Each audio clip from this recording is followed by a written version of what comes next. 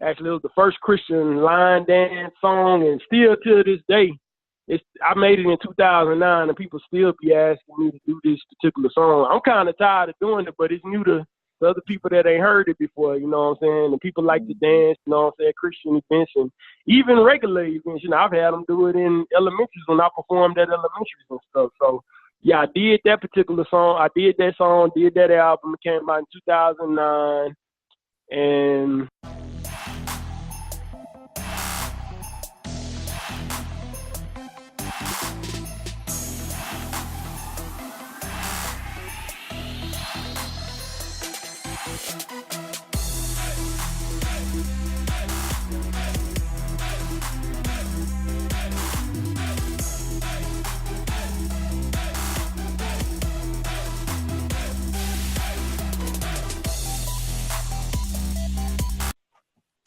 hey y'all, so today I have another guest, and this guest is also, you know, from high school, Phil, right? I had another one with my homie IK Ebo, doing business out of Africa, but today was another one of my basketball homies, Justin Douglas, man, and the reason why I'm having him on is a couple different reasons. He's doing some real big things in the music industry that I appreciate and admire, but it's very few people, man, that you see chasing their dreams and not being afraid to go after it, you know, despite the quote unquote odds, right? Despite life, despite how hard it might be. And this brother has been like pushing hard, you know, for as long as I can. And a lot of that's starting to pay off. So, hey, Justin, man, I respect and admire you. And I definitely appreciate you coming on the show. oh, what's up, man? I appreciate it, man. Thanks for having me. You know what I'm saying? It's great to be able to be on a podcast. I think this first podcast I did was somebody who I went to school with, actually, and graduated high school with, so it's pretty cool. Hey, for sure, man, for sure. So let's go back. Let's go back and fill in the gaps for me and everybody else, right? So we go back to the sophomore year, most dominant basketball team in the state of Texas, you know, and then we kept playing, and both graduated. So what happened after graduation? And how'd you get into music?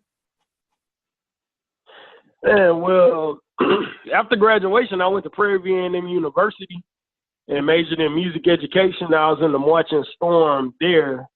And actually, I started out doing rap when I was 8 years old. My stepbrother John, he used to rap and stuff, and he actually helped me write my first rap. But back then, it wasn't a Christian rap. So I was writing like stuff throughout high school and all that, making bootleg mixtapes with a cassette tape and beats from the radio and stuff like that, and rapping them. Actually, I used to play them for different classmates in, you know, different classes and stuff like that. And they felt like I had something, but back then, you know, I was trying to sound like Cash Money and like No Limit and all that, talking about being a baller and being a player and all that kind of stuff. But my senior year in high school, I actually went to a youth conference at New Light Christian Center called Spiritual Encounter. And Minister Benja Burt, he was speaking. He was talking about how we're supposed to use our talents for the Lord. Like the music industry was made to give God praise, or music was made to give God praise originally and all that. He was talking about how secular artists or oftentimes the grass and Christian artists or trees, they get cut down while we're growing last. And while he was saying all that, the Holy Spirit was really working on my heart, working on me, like changing me, telling me that I need to use my talent for him. So after that, that's when I started doing Christian rap. But prior to that, my mom wanted me to do Christian rap, but I felt like it was really corny back then because this was 2001, 2000, and honestly, it was kind of corny back then. I could take you by me and stuff. But yeah, I started doing it then. In summer 2002, I actually linked up with a guy named Michael Jefferson who had a label called New Camp Entertainment in Houston, and I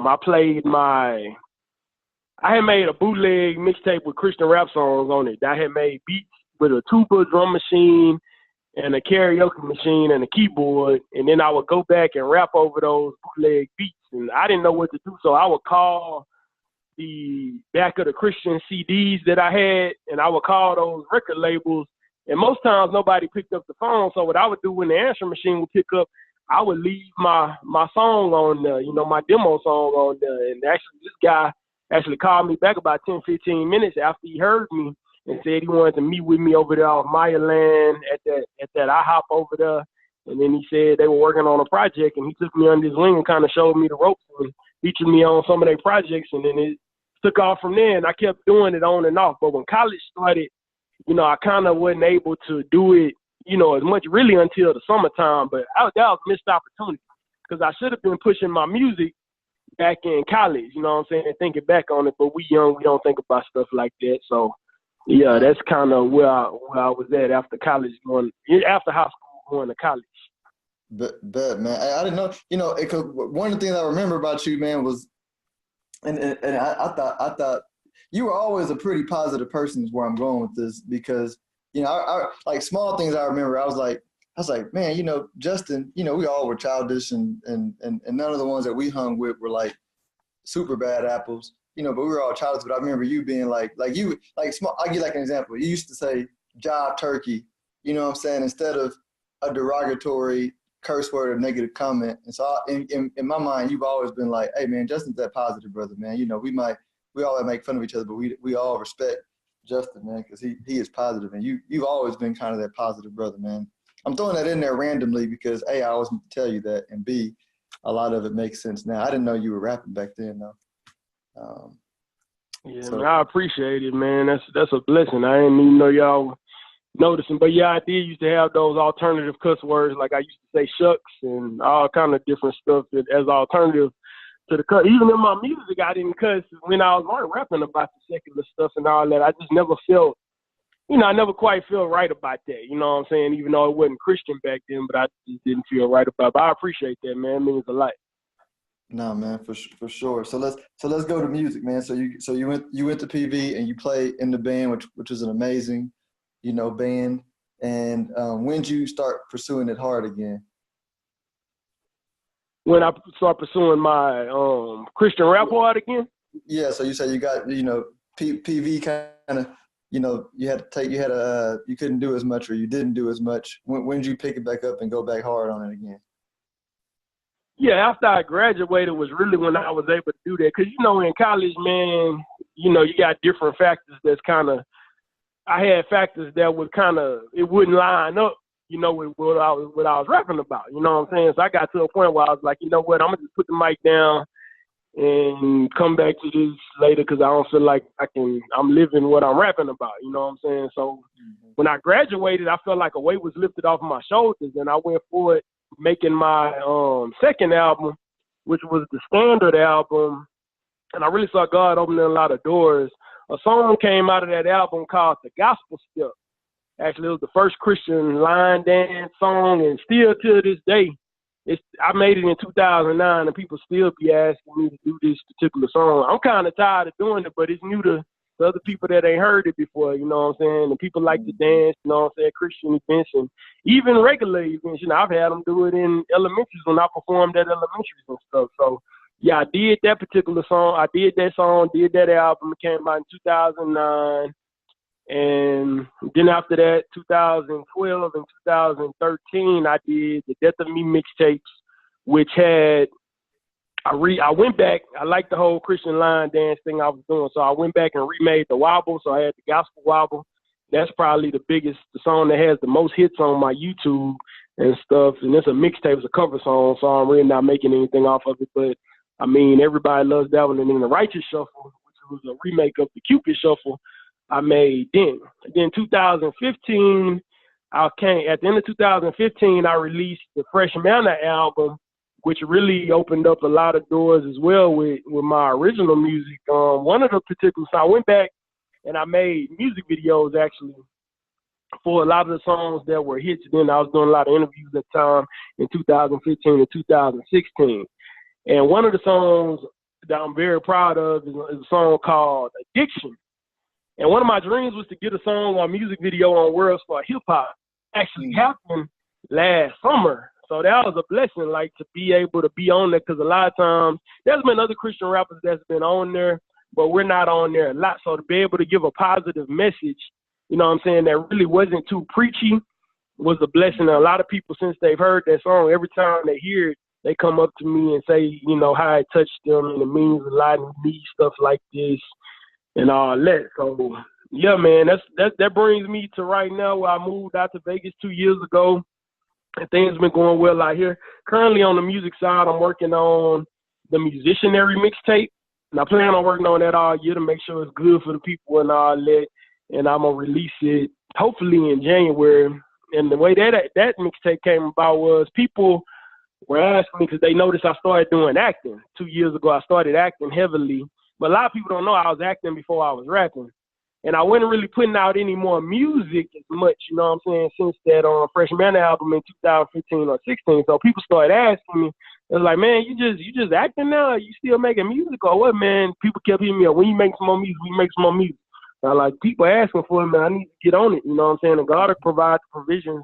So that's why I've been working on that, and I've been releasing a leak each month, and I'm going to continue to do that from the mixtape until the full mixtape releases in January.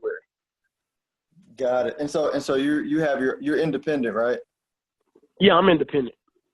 And I'm about to just ask some curious questions about the music business in general. So how does Spotify work? Are you on Spotify, and can anybody get on Spotify if they're in music? How does that process work? Yeah, I am on Spotify. Funny thing about me and Spotify, I'm on it as an artist, but I don't have the streaming service personally. You can get on all of those digital services if you are an independent artist. There are several ways. I go through TuneCore. I'm not sure if you ever heard TuneCore.com. That's a major digital distributor. You have heard of TuneCore? Yeah, it basically makes sure that if anybody drop your music, they can find it and you get paid. Yeah, and they do that as well. They didn't start out doing that though. What they started out doing was just being able to put people on, you know, iTunes, Spotify. Back in the day, they had eMusic. It's a whole bunch of them now. All the streaming services, Apple Music. So that's a one-stop shop. You pay them, you know what I'm saying, a yearly fee, and they put your music up on those sites, your original music, of course. And they actually have it where you can go through them to get the rights to remake songs, which I need to go through them for a couple songs that's going to be on my mixtape. And there's also CD Baby. They do it as well. So they're kind of the two big competitors in the digital platform markets. But that's how a lot of independent artists get on iTunes and Spotify and Apple Music and any of them that you can name, Google Play, all of those. Okay. Yeah, that makes sense. That's similar to, like, you know, I use Podbean for podcasts, and it pushes it out to all the major ones for me as well. I might got to do a little bit of work on Spotify and iTunes, but it's literally copying an RSS feed. So that makes sense. So and so nowadays, as an artist, right? And you can help me fill in the gaps. But this is what I love, man. I love the fact that if somebody likes music, you know, they can basically put out, you know, the cost of distribution is, you know, not that much, and you can actually make a living pursuing music through shows and all that. So like how has breaking into like doing shows and all that worked out for you? It's been interesting, you know what I'm saying? Before I left Houston, I had got to a point where I had laid the groundwork and I was actually, you know, getting paid for a lot of the shows that I was doing, but really I always end up, from the money that I make from my music, from sales and from shows, it's to a point where it's just enough where I can reinvest it into my music for more music and music videos and, you know, more promotional items and things like that at this point. But hopefully, you know what I'm saying, prayerfully, God's going to get me to a point where it will be able to take me out of my 9 to 5. I'm out here in Vegas. I'm kind of, because I was focusing on acting a little bit when I first got here, because it's not that far from LA and there's a lot of opportunities in Vegas as well. I'm still basically laying that groundwork, kind of paying my dues like I did in Houston out here. So, I mean, I have gotten paid for some shows out here, but I'm also willing to, you know, kind of do some stuff for free as well to get my name out there till there come, you know, you got to give a free sample, you know, like when you go to Sam's, you know what I'm saying? It's just like that. They give a free sample, and then if it's good, then people will buy it, you know. Bet, man. I call it, yeah, the attention trade. No, so man, you actually answered another question that I had, because I know a lot of people go to Vegas for show business, but is it kind of like a feeder into LA? I mean, don't get me wrong, you probably can make a lot of money just in Vegas, but people who the people like scout Vegas for talent out of LA? Yeah, they actually do. You mean on the acting side or the music side or both? I'm probably just entertainment in general as we're talking about it, because I'd imagine you can do both in Vegas. Yeah, they do. It's actually, there's a lot of stage performances, of course, on the Strip, but there's a lot of acting things as well, because, a lot of people, they do that. They have that episode where they go to Vegas, they put that episode on TV, or they do their movie. The movie goes through Vegas or something like that. So from that, there's a lot of opportunities where they, book talent that's local to Vegas to do that. But I'm linked up with an academy called Hollywood Access Inc., and they actually located in Vegas. That's where I train.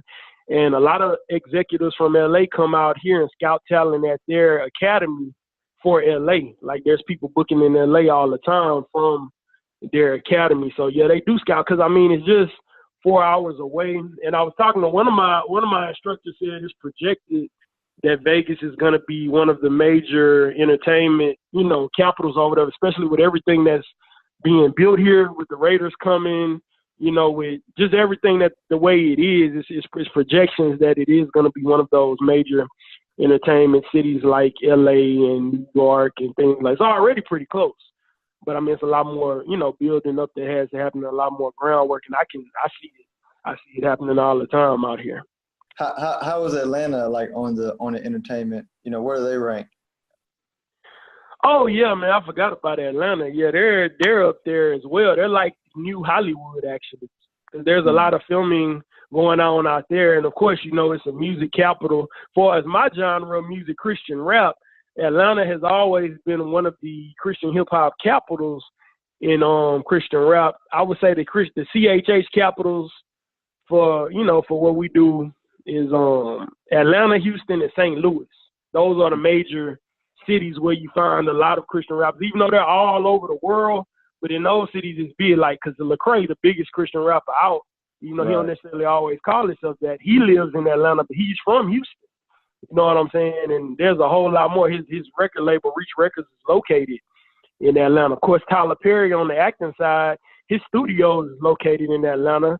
They filmed a lot of those Marvel films in Atlanta, in some fields in that. Black Panther was filmed out there. The Avengers stuff was filmed out there. All kind of stuff, man. So yeah, it's a lot of work going on there in Atlanta. I'd say they probably number 3, honestly. Oh, bet. Yeah, I know. I was reading something about Netflix investing out there too. Because I watched. What show is that called? It's about to come out, The Ozarks, and they were saying they shoot that out at. They didn't say Atlanta, but they said Georgia. Yeah.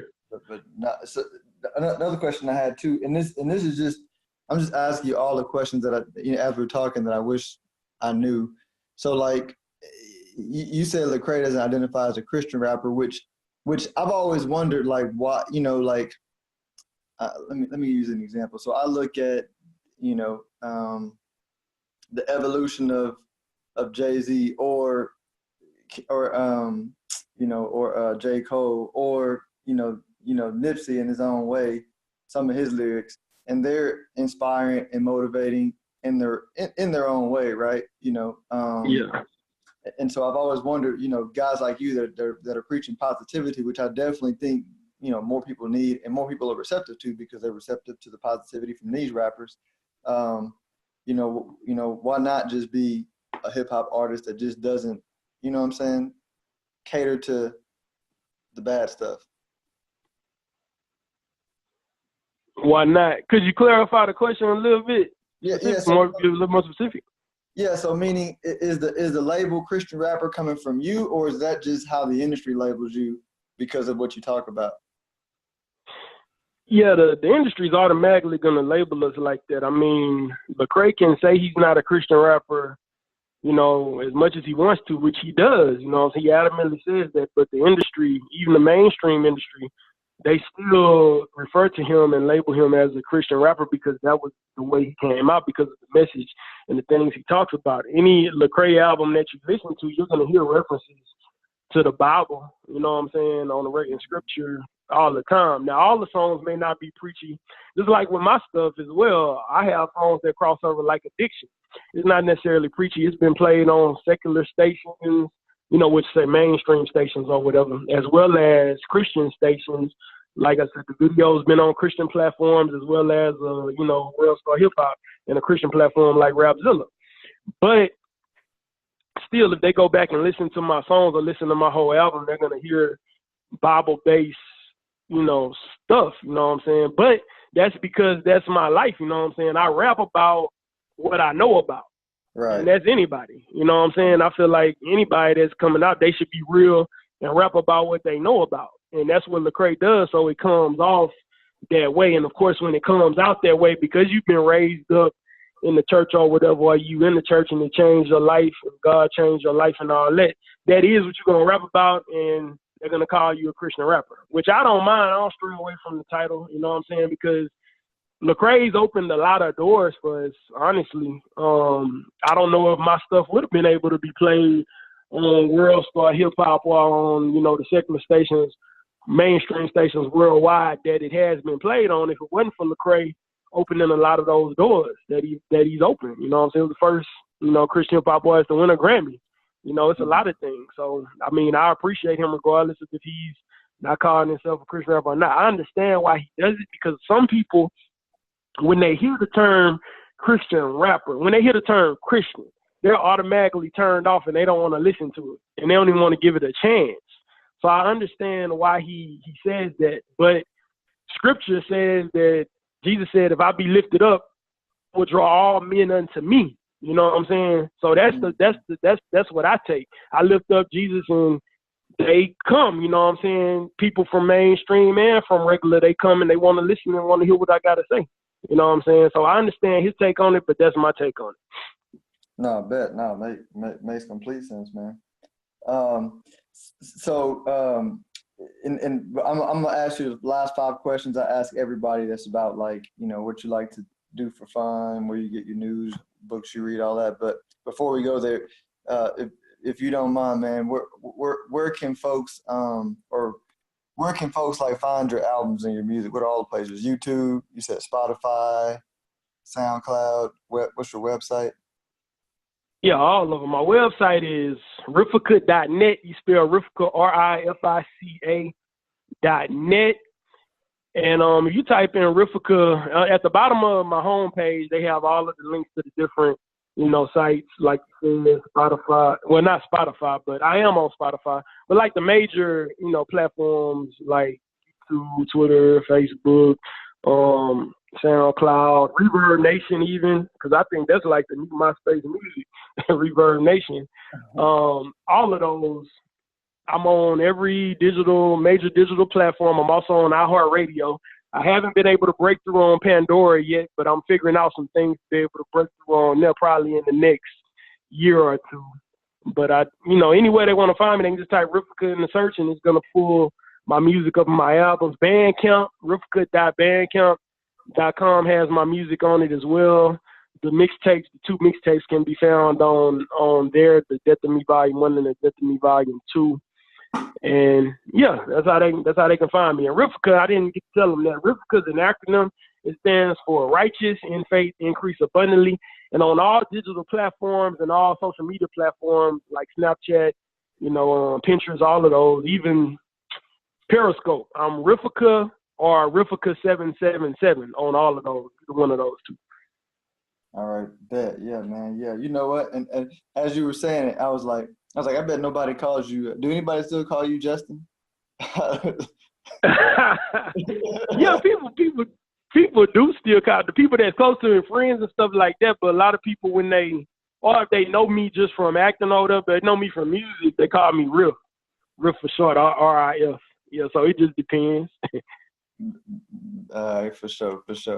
Well, so these are about questions that I ask everybody. And the first one, that I ask is, if you can go back to 22-year-old Justin and share with him anything you want to share with him, it could be life advice, business advice, faith advice. Like, what would you tell 22-year-old Justin? Man, first thing that comes to mind is I would tell him to take your time on getting married. Make sure you're established in your dreams and goals before that, and save your money. You know what I'm saying? Save your money and invest your money wisely. Don't just jump into something. And make sure that you get with somebody as a spouse or a mate who brings something to the table as well. You know what I'm saying? Then y'all can build together. Yeah, that's the biggest thing I would tell him. Hey, that's real. That's real. What about so where do you get your news and information? And I don't mean like specific channels or magazines. I'm saying, do you get it off of email newsletter, Google, social media, your phone, newspaper, magazine, TV? How do you get updated on what's going on in the world? Mainly, it's through social media. I would say Twitter, Facebook, and YouTube is where I get a lot of my news. Okay. When you do get downtime, right? And this would be interesting too because you're into acting. So when you do get downtime, what types of shows do you like to watch, or what shows do you like to watch, or what movies do you like to watch? My two most favorite shows to watch is Empire and The Rap Game, with the kid rappers with Jermaine Dupri. Those are my two favorites. Also, there's a show that came out called Solid Gold Soul that I was binge watching as well, which kind of reminds me of Empire. It's the story of Don Cornelius, original series on BET that they have. Also, I'm big into the superhero movies, so whenever one of those come out, I always go watch it, whether it be Marvel or DC, So, yeah, I like action movies mainly. Yeah, that's same here, man. I really only go to the movies for Marvel or Star Wars movies. But The Rap Game, man, I actually, believe it or not, like I watch 90% of the shows that I watch because my wife watches it. But I'll check out on some of them. For that one, I'm still in. I think we were 3-4 seasons in. I thought I'd give up a long time ago, but it's good, man. You like, if I get caught on the first episode or second episode, then I'm stuck for the rest. That's a good show. Yeah, I think they done enough for a season. I think they're going into season 5 or 6 next, and Jermaine Dupri does a real good job of switching it up every season, making it more interesting. Like this season, he did all those battles every week for them to change their spot. Like, that was real cool. So I'm wondering what he's gonna bring to the table next week and next season. And I started out rapping when I was 8 and was rapping all through that time. I didn't get to rap on the level that they do. I wish there was something like that, because I would have definitely tried out and tried to be on it. So cheering those kids on and seeing how much more talented they are, you know what I'm saying, than we were when we were younger, it's just amazing. I love to see kids using their gifts and talents, you know what I'm saying, for positivity, and I love to see that. Absolutely, and it's definitely a positive show. The fourth question is, when you so what are 3 companies that you like spend your money with? You do business with these companies that you enjoy doing business with. So you give them your money and you're like, hey man, I feel good about giving my money to these companies. Man, I'd have to say, of course, Coca-Cola. Because I invest in Coke. My mom set me up with Coca-Cola when I was younger, and I still invest in Coca-Cola, so I feel good about them because of that. Coca-Cola. Let's see, Target. Yeah, Target is another one. I like going there because the line's not long and they got a lot of good quality stuff. And let's see, what would be the other one? Man, movie theaters, really, whether it be Regal or AMC, mainly. Studio Movie Group, they don't have that out here. But yeah, right. You always get entertainment when you go to the movies for the most part. Mm-hmm.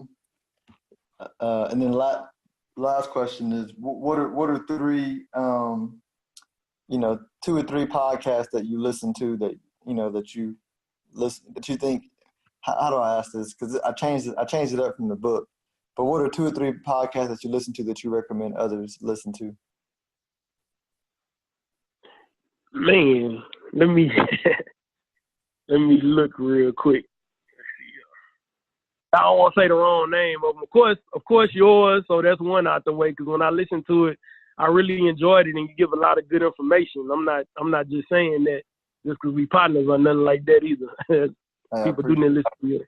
Actually, I have a coworker who I told her about you because she wanted some information about different things to invest in and things like that. And I had forgot I even told her about you about 2 years ago, and I saw that she had you was a friend with you on Instagram and stuff, and she said, yeah, that's because you had told me about it. I appreciate that, yeah. No problem, bro. You giving a lot of good information out there. There's a podcast called The Climb that I listen to for independent musicians. It gives a lot of good information about, social media marketing and ways to promote yourself in this day and age. And this day and age is music industry.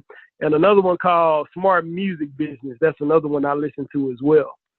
So that would make 3, because it kind of does the same thing. I always like to try to educate myself periodically on, what I can do to build my social media presence. Because really, there's a lot of, that's how I've gotten to the point I'm at right now. Social media is really a passion of mine, and helping people grow their social media platforms is really a passion of mine, no matter what they're doing, because that's where it's at. I looked at a Instagram post the other day, and a dude said social media is the new business card. You got to be on social media, because that's, as soon as people know about you, that's what they're going to go look up to check you out and see if they want to use your services or not.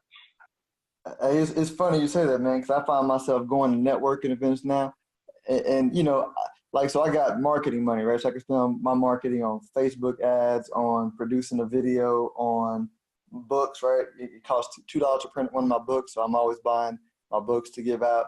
And so when it comes to ordering business cards, I'm like, man, do I want to spend this $200 on that, or I can try to get some more books? And I'm like, man, forget it. So I've been walking around with no business cards for a long time, and I go to an event and somebody will say, you got a card? I'll be like, no, I don't. I say, but look, give me yours, I'll email you, but also, are you on LinkedIn? And then like if they're like everybody's there, so I'm like, why do we even think about carrying business cards? Yeah. Well, my perspective on that is like, I still carry them just so they can, have my social media to be able to go to and look at all that different stuff, because it has like the different links and the website and all that on it.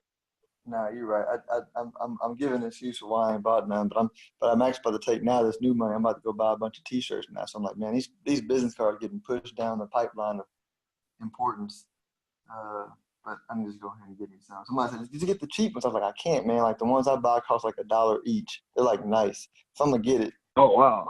but every time I passed out one, they said, oh wow, right, and they didn't lose it. And I got the idea because when we bought this other house, this cleaning service, like you get all them flyers at your house or your apartment or whatever, like they drop all the rest of them went in the trash, but they dropped one and it was nice, like the cards I got after I saw it. But what happened was we literally got that stuff. I put it on my wife's dresser because it was too nice to throw away. And when we got ready to move, that was a company that we called to clean the house. And I was like, yeah, man, I got to invest in this because, nobody going to drop my card.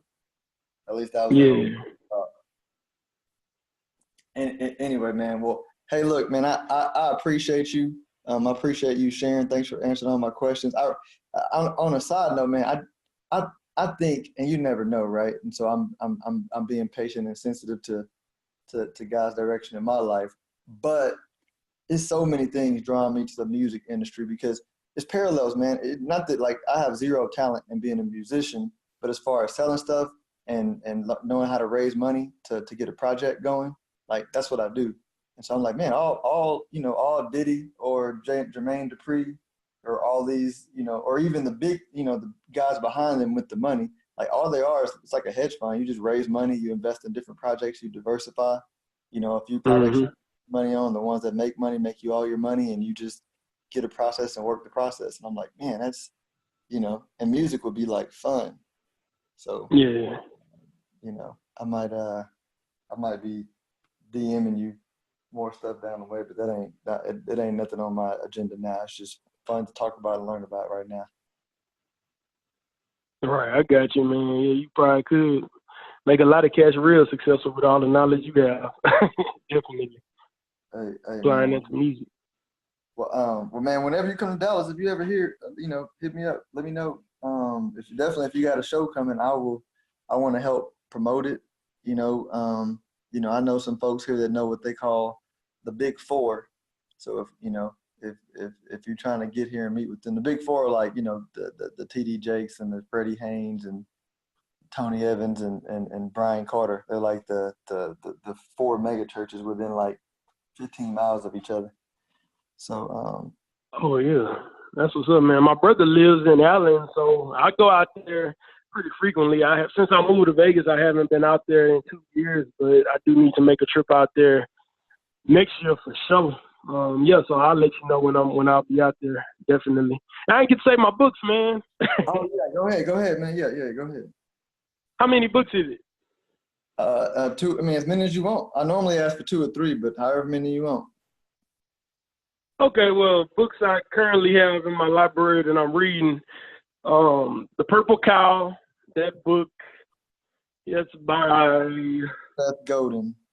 Seth Godin, yeah, by Seth Godin. That's a real good book that I'm reading right now. The 10X Rule, I just got that in yesterday, actually, by Grant Cardone. And Jesus Among Secular Gods by Ravi Zacharias.